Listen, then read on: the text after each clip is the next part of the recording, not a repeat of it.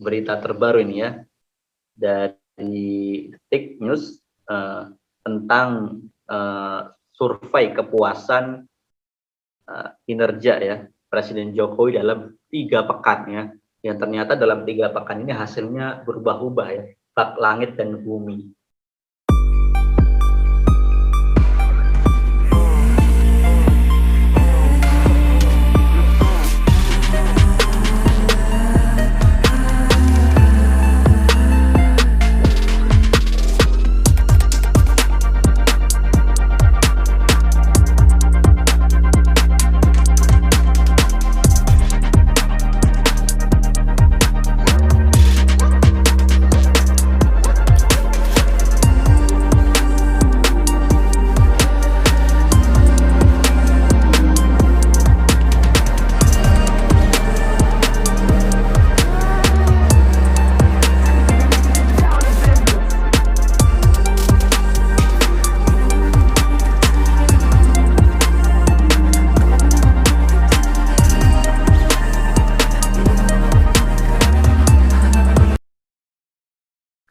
Ada 2 lembaga survei ya, yang kemudian memaparkan hasil surveinya terhadap kinerja Presiden Joko Widodo dan Wakil Presiden Ma'ruf Amin ya dalam kurun waktu 3 pekan.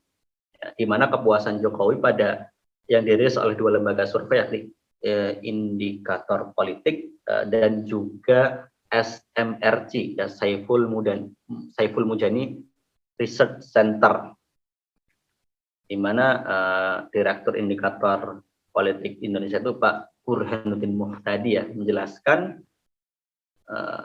ada survei kinerja Jokowi di bulan April ya, di tanggal 14 sampai 19 April tingkat kepuasan terhadap ya Presiden Jokowi itu 59,9%.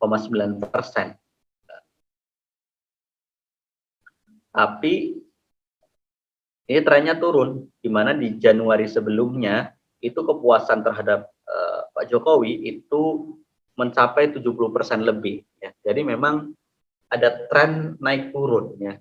Dan sepertinya ya, membahas mengenai survei ya. Survei itu kan kalau kita lihat itu tergantung siapa yang menyurvei ya. Tergantung tujuan daripada survei.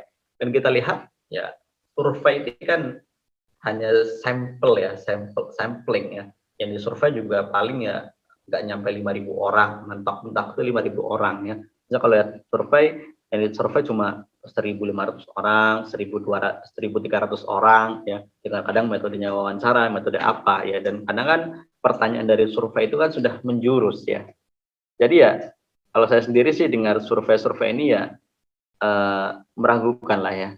Kita lihat bagaimana nanti di komentar para netizen ya tentang hasil survei ini. 56% itu 59% itu ya masih lumayan cukup tinggi ya.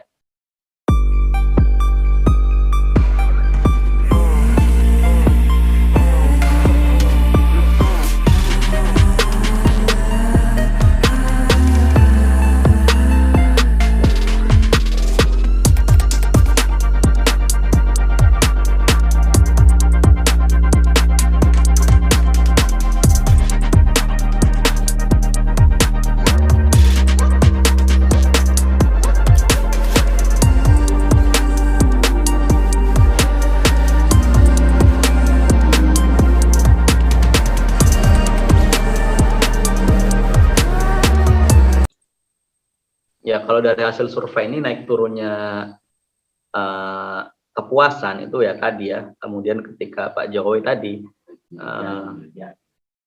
kinerjanya itu dianggap baik ketika tadi melarang ekspor minyak goreng, yaitu kemudian surveinya itu trennya naik ya. Tapi kemudian ternyata harga minyak goreng itu nggak turun-turun ya.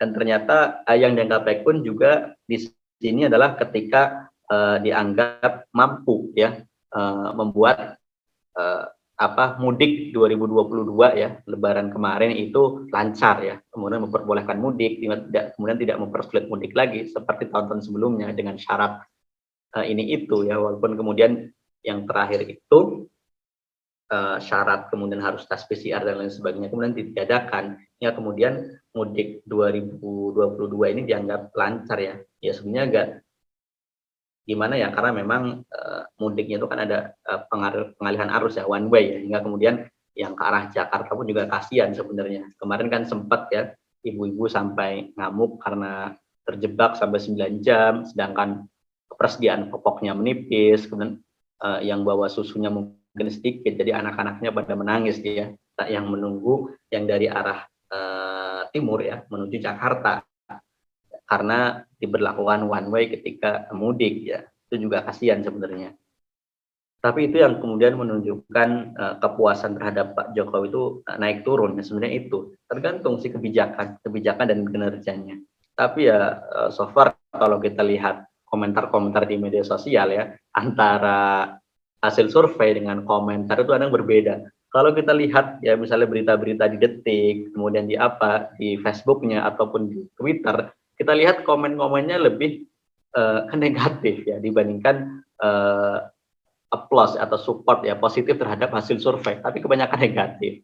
Jadi ya sebenarnya ya kekuatan netizen lah yang bisa kemudian menjadi indikator apakah benar sih survei ini atau tidak ya. Tapi lihat komentar netizen, negatif atau positif. Tapi rata-rata kalau komentar netizen ya baik itu di Twitter, di Facebook itu masih negatif, apa tidak mempercaya hasil survei. Gitu.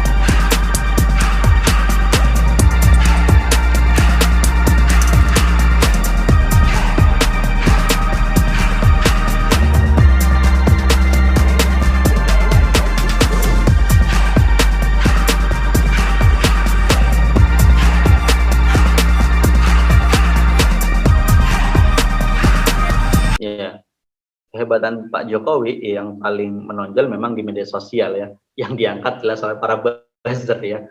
Karena bagaimanapun kalau kita lihat ya, komentar-komentar di media sosial itu ya didominasi oleh para buzzer ya. Kalau lihat jelas kok kalau para buzzer itu akunnya, kadang anonim, dan kemudian kalau kita cek akun-akun yang baru aja dibuat ya, sering ya ada komentar-komentar yang misalnya kalau kita upload video, tentang mengkritik kebijakan pemerintah misalnya, ataupun kemudian melakukan koreksi terhadap kebijakan pemerintah misalnya. Pasti kalau, yang komentar, membela pemerintah, kalau kita cek akunnya, biasanya itu akun-akun baru ya, seolah-olah itu, akun yang baru dibuat. Itu sering terjadi kalau kita lihat ya, akun yang ngebet, kadang juga, akun yang nggak jelas. Jadi sebenarnya, yang membela, pemerintah atau rezim Jokowi itu ya benar memang buzzer di media sosial ya.